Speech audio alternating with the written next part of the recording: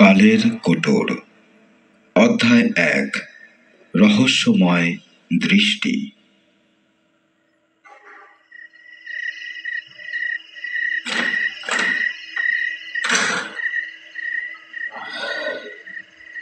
Ringo, Ringo, Ringo, কোথায় গেল ছেলেটা?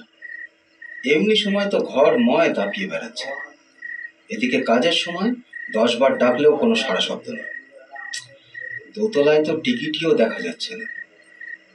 রিঙ্গো, কোথায় তুই? রিঙ্গো। অস্থিরভাবে গজগজ করতে করতে একতলার দিকে পা বাড়াতে যাব, তখনই শরীরের খাটনি বাঁচাতেই বোধ হয় কয়েকদিনের মেমোরি স্ক্যান করে ব্রেন সিগন্যাল পাঠালো। চিলেকোঠার ঘরে ঢুকে বসে নেই তো। কয়েকদিন ধরেই দেখছি ওই ঘরটায় ঘন ঘন আনাগোনা করছে।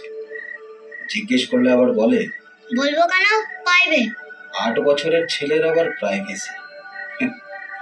মায়ের আশকারা পেয়েই তো হচ্ছে এসব। দিনের বেলা যা করিস করিস, তাই বলে এই রাত 9টার সময় পড়াশোনা নেই, ঘুম নেই, বাবা ডাকছে সেটুকুও কানে যায় না। বাড়ির একটা সিস্টেম আছে তো নাকি? ঠিক আছে, মা চোখ বুজে থাকলে বাবাকেই হাল ধরতে হবে। দাঁড়া, দেখাচ্ছি। সিঁড়ি দিয়ে গটমট করে উঠে হাল ধরতে চিলেকোঠায় পা রাখলাম। যা ভেবেছি তাই। রিঙ্গো আমার দিকে পিঠ করে দাঁড়িয়ে রয়েছে দেওয়ালের কাছে, কিন্তু দেওয়ালের মুখটা ওরকম লাগিয়ে রয়েছে কেন? কি করছে ও? রিঙ্গো, কি করছিস এখানে?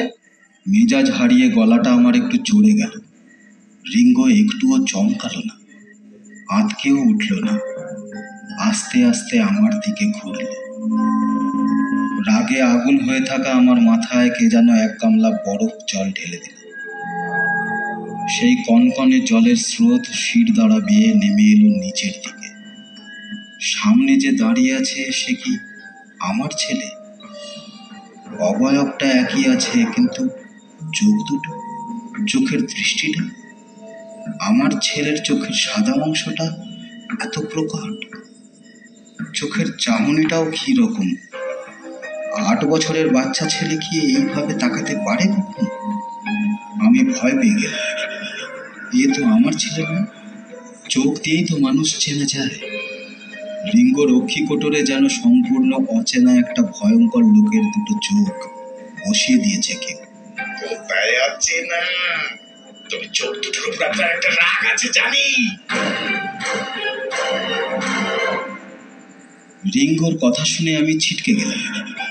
ও আমার মনের কথা বুঝলো কি করে? গলার স্বরে তো 1 ফোঁটা ছেলে মানুষই নেই। আপনি বলে সম্বোধন করছে আবার। কে ভর করলো আমার একরত্তি ছেলেটার উপর? অদ্ভুত একটা ভয় আর আতঙ্ক দলা পাকিয়ে শব্দের আকারে গলা দিয়ে বেরিয়ে আসতে যাবে, এমন সময় দোতলা থেকে আমার স্ত্রী রিমিতা ডেকে উঠল।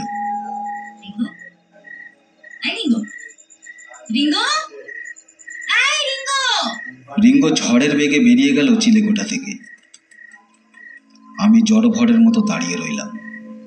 রিমিতাও কি একই পরিস্থিতির মুখোমুখি হবে? 1 মিনিট কেটে গেল, 2 মিনিট, কই না তো। নিচ থেকে স্বাভাবিক কথাবার্তা কানে আসছে, এমনকি হাসির শব্দ। নিজেকে একটু সামলে নিয়ে বাইরে বেরোতে যাব, হঠাৎ চোখে পড়ল উল্টো দিকের দেওয়ালের গায়ে একটা ছোট্ট গোল গর্ত।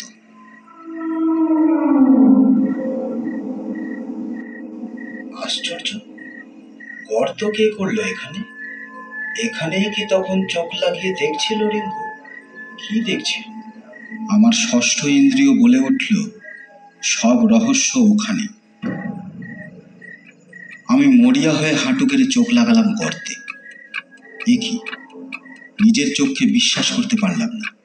একদম ছবির মতো স্পষ্ট দেখতে পেলাম রাতের অন্ধকার চিরে একটা কুঁড়ে ঘর চলছে দাউ দাউ করে। তার লেলিহান শিখা সাপের জীবের মতো লক লক করে উঠে অত বড় আকাশটাকে যেন ভয় দেখাচ্ছে। লাল লাল আগুনের ফুলকিগুলো ছড়িয়ে পড়ছে বাতাসে, অন্তিম যাত্রার খই ছড়ানো। আর সে কি বুক ফাটা কান্নার আওয়াজ। আমি ছিটকেলাম ভয়ে। জোরে শ্বাস ফেলছি। একবার মনে হলো রিমিতার নাম ধরে চিৎকার করে ডাকি, কিন্তু তার আগেই খানিকটা যন্ত্রচালিতের মতোই আর একবার চোখ রাখলাম গর্তে। এবার কিচ্ছু নেই, সব অন্ধকার, হয়তো আসন্ন ভবিষ্যতের মতো।